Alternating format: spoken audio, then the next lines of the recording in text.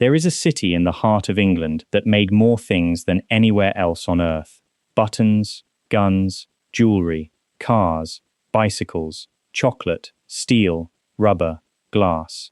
At its industrial peak, Birmingham and its surrounding towns produced a greater variety of manufactured goods than any comparable area in the world. The people who made those things lived in some of the worst conditions the Victorian city had created anywhere in Britain. The canal network that carried the raw materials in and the finished goods out ran through neighbourhoods that had no clean water, no sanitation, and no protection from the industries that surrounded them. The factories that employed the city's workers also poisoned the air above the city and the ground beneath it. And when the industrial age ended, when the factories closed and the workers were dispersed, the things that the industries had left in the ground did not leave with them. In this video, we are counting down 13 dark truths about Birmingham that the City Council, the heritage industry, and the Tourist Board have been consistently quiet about. Not the Birmingham of Cadbury and the Bullring and Peaky Blinders, the Birmingham of the Birmingham Six, and the pub bombings and the police corruption and the chemical contamination and the political decisions that destroyed a working city in the name of progress. Stay with me to the end, because number one is a miscarriage of justice so complete, so deliberate, and so sustained that it took 16 years and an act of sustained public pressure to reverse it, and the people who caused it have never been held criminally accountable. So hit subscribe, turn on notifications, and let's begin. The Birmingham Jewellery Quarter is one of the city's most celebrated heritage attractions. It has been the centre of British jewellery manufacturing since the 18th century and still produces approximately 40% of all jewellery made in Britain. The historic buildings, the working workshops, the Museum of the Jewellery Quarter all present the area as a success story of industrial heritage and small-scale manufacturing survival. What the heritage presentation does not foreground is what the jewellery manufacturing process deposited in the environment of the quarter across 2 centuries of continuous operation. Jewellery manufacturing uses heavy metals. Lead, cadmium, and other substances were used in soldering, plating, and finishing processes across the quarter's long industrial history. The workshops were not sealed environments. The emissions from the manufacturing processes entered the air of the surrounding streets. The workers who spent their working lives in the quarter absorbed those emissions. The residents who lived in the streets surrounding the workshops absorbed them. The soil of the Jewellery Quarter and its surrounding streets contains elevated levels of heavy metals that are a direct legacy of 2 centuries of small-scale manufacturing. This has been established by environmental surveys. The health consequences for the communities that lived and worked in and around the quarter across those 2 centuries have never been the subject of a comprehensive, independent health study. The workers whose exposure levels were highest were not generally the workers who owned the workshops. They were the piece workers and the apprentices and the outworkers who did the most contaminating parts of the process for the least pay. Their health outcomes, over 2 centuries of continuous exposure, have not been systematically tracked or compensated. The Cadbury family built Bournville as a model village for their workers in the 1890s. The planned community, with its houses and gardens and recreational facilities, is genuinely more humane than the conditions most Victorian factory workers experienced. The Cadbury story has been told in terms of Quaker social conscience, enlightened capitalism, and industrial paternalism at its most benign. The Chocolate Museum at Cadbury World, one of Birmingham's most visited attractions, presents the family and the company in terms that are almost universally positive. What is less often discussed is the sourcing of the cocoa that made the Cadbury fortune.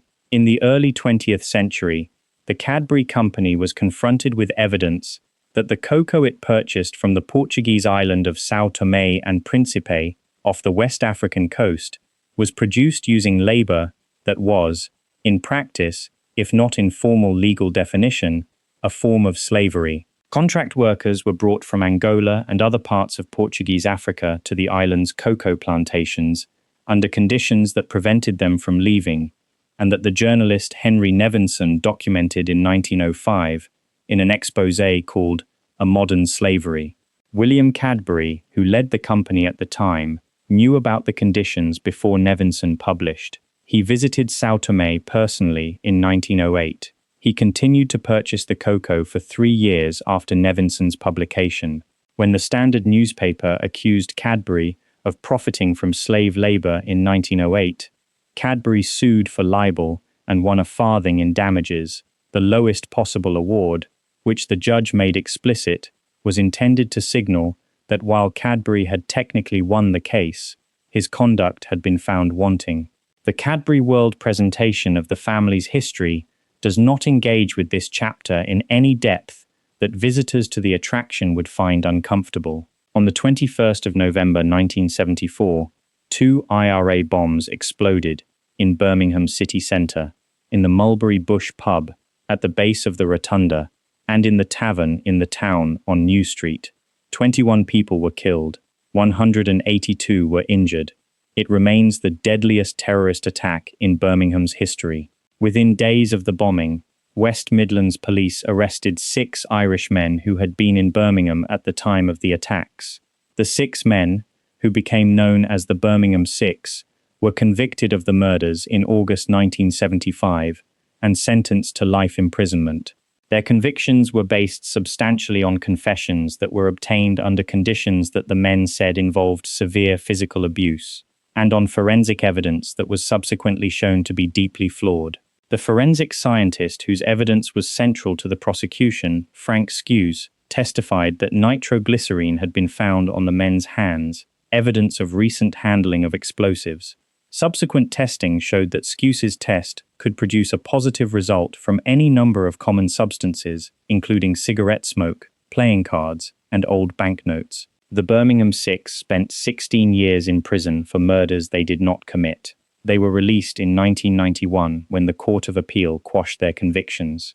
No police officer has ever been charged with any offence in connection with the obtaining of false confessions from the 6 men. Frank Skews was dismissed from the Home Office Forensic Service in 1985, a decade before the convictions were quashed. He was dismissed for reasons of limited efficiency, not for misconduct. He died in 1988. Nobody has ever been held criminally accountable for 16 years of wrongful imprisonment.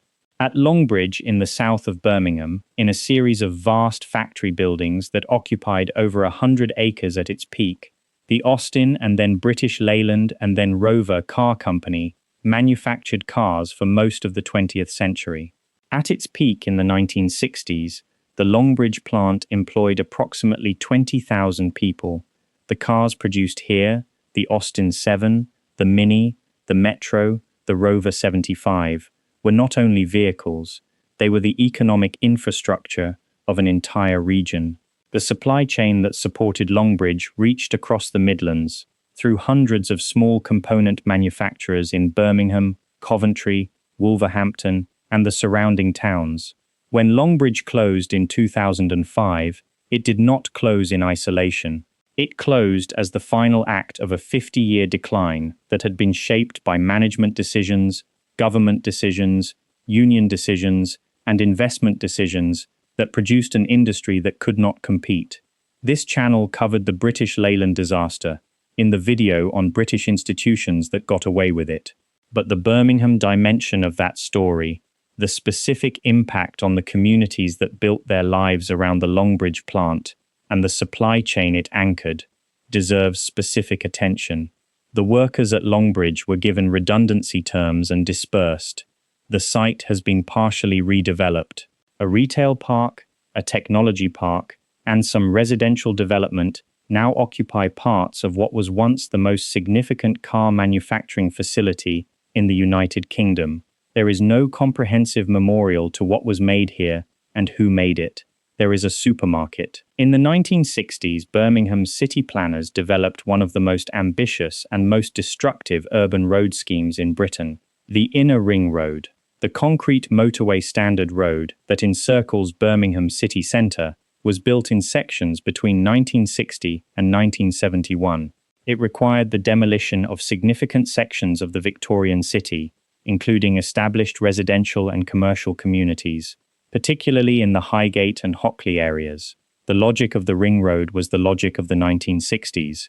The car was the future, urban motorways were progress, and anything that stood in their way was an acceptable sacrifice. The communities that were demolished to build the ring road were not asked. They were compensated at rates that reflected the compulsory purchase valuations of the time, which did not attempt to value community cohesion, established social networks, or the specific quality of life in established urban neighbourhoods.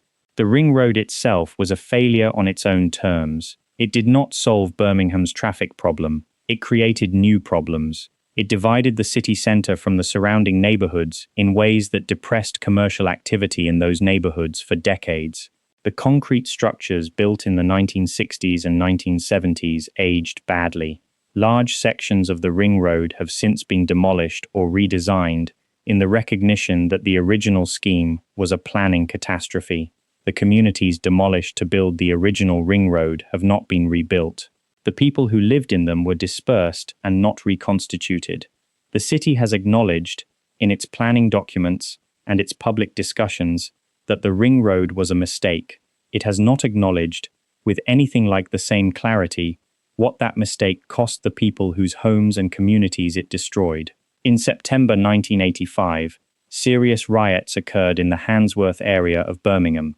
2 men died. Dozens of buildings were burned. The riots followed a long period of tension between West Midlands Police and the predominantly African, Caribbean, and South Asian communities of Handsworth, who experienced policing that they consistently described as discriminatory, aggressive, and disconnected from the communities it was supposed to serve. The immediate trigger for the 1985 riots was a police operation at a local betting shop. The response to the riots, in terms of policing, political discussion, and the subsequent investigations, illustrated a pattern that was not unique to Birmingham. The tendency to explain civil unrest primarily in terms of the behavior of those who rioted, while engaging less directly with the structural conditions and specific policing practices that had created the conditions for the riots. A report commissioned by Birmingham City Council in 1985, the Silverman Report, found significant evidence of discriminatory policing practices and of a breakdown in trust between West Midlands Police and the communities they served. The report's findings were contested by West Midlands Police. The specific recommendations of the Silverman Report for changes to policing practice in the Handsworth area were implemented inconsistently and incompletely. A second set of riots occurred in Handsworth in 1991. The pattern had not been broken. The communities of Handsworth had experienced the riots of 1985 and the failure of the subsequent process to produce the changes the Silverman Report recommended. And 6 years later, the same conditions produced the same outcome. The official response to both sets of riots focused more on the management of order than on the structural conditions that produced the disorder. And hey, before we reach the final 6, if this video is showing you a Birmingham that the city's marketing has consistently avoided, hit the like button and share it with someone who thinks they know this city. Now, let's continue. Birmingham Children's Hospital is one of the largest specialist children's hospitals in the United Kingdom. It has an international reputation for pediatric care and research. It also has a specific chapter in its history that connects it to the wider organ retention scandal that was covered in this channel's video on British institutions that got away with it. Birmingham Children's Hospital was among the hospitals investigated in the systematic organ retention census conducted following the Alder Hey scandal. The census found that organs and body parts had been retained from deceased children at Birmingham Children's Hospital without the knowledge or consent of their parents. The scale and duration of the retention at Birmingham and the specific practices that were in place are documented in the census and in subsequent Birmingham-specific investigation. The parents who discovered that the children they had buried did not contain all of their body parts received apologies. The Human Tissue Act 2004 changed the legal framework for consent. The practices that led to the retentions were not the subject of criminal prosecution at Birmingham any more than they were at Alder Hey. The hospital's international reputation for clinical excellence continues. The specific chapter of its history involving the non-consensual retention of children's organs is not prominent in its public-facing institutional identity. When the High Speed 2 railway project was announced, Birmingham was presented as one of its primary beneficiaries. The new high-speed line would connect Birmingham to London in 49 minutes, making the city genuinely competitive with other major European cities for investment and talent. Birmingham city leaders, the West Midlands Combined Authority, and the business community invested significant political capital in supporting the project. Property development in the areas around Birmingham Curzon Street, the planned HS2 terminus, was shaped by the assumption that the railway would arrive. Communities and businesses in the areas through which HS2 was routed were compulsorily displaced. In Washwood Heath in Birmingham, the HS2 construction required the clearance of an established Pakistani community and its mosque and associated facilities. The community was given limited choices and insufficient time. When the government announced in October 2023 that the northern sections of HS2 were being cancelled, leaving the project truncated at Birmingham, with none of the Manchester or Leeds connections that had justified the project's overall cost, Birmingham was left with a half-built terminus, disrupted communities, displaced businesses and residents, and a significantly diminished version of what had been promised. The people who had been displaced in Washwood Heath were displaced for a project that would not deliver what they had been told it would deliver. They have not been offered retrospective additional compensation for displacement from a project that was subsequently found to be undeliverable in its promised form. The Birmingham and Midland Institute, founded in 1854, is one of the oldest adult education institutions in Britain. It was founded by leading Birmingham industrialists and intellectuals, specifically to provide education to the working people of Birmingham and the Midlands, the people whose labour had generated the city's wealth. The institute offered lectures, classes, and library facilities to working men and women who had no access to formal university education. The principle was genuinely progressive. Access to knowledge should not be restricted to those who could afford formal schooling. The practice was more complicated. The institute's educational provision was shaped by the assumptions of its Victorian founders about what working people needed to know and what they did not. The scientific and technical education that would have allowed working people to set up their own businesses and compete with the manufacturers who funded the institute was not the primary focus of its curriculum. The education the institute provided was valuable and genuine.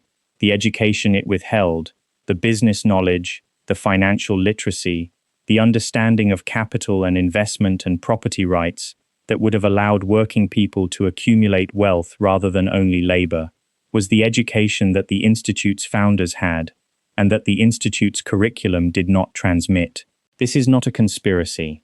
It is a pattern that repeats across the history of working-class education in Britain. The knowledge shared was the knowledge that made workers more productive.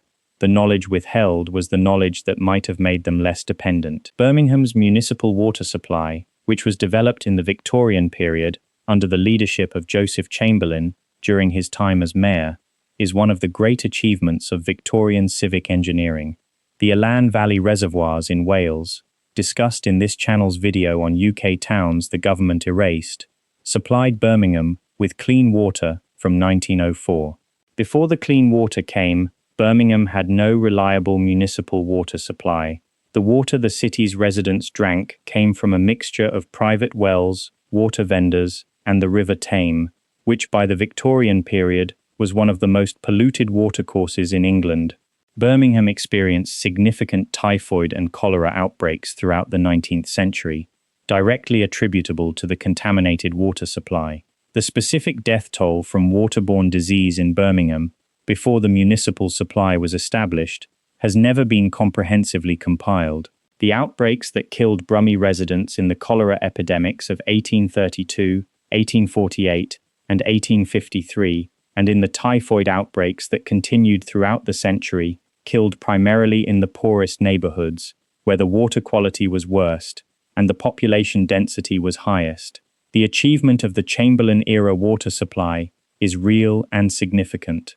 What preceded it, and specifically the decades during which the city's governing classes knew that the water supply was killing people and did not act with the urgency that the death toll required, is the part of the story that the civic pride in the Chamberlain achievement tends to compress. Birmingham is not Liverpool or Bristol. It does not have the direct port connection to the Atlantic slave trade that those cities had.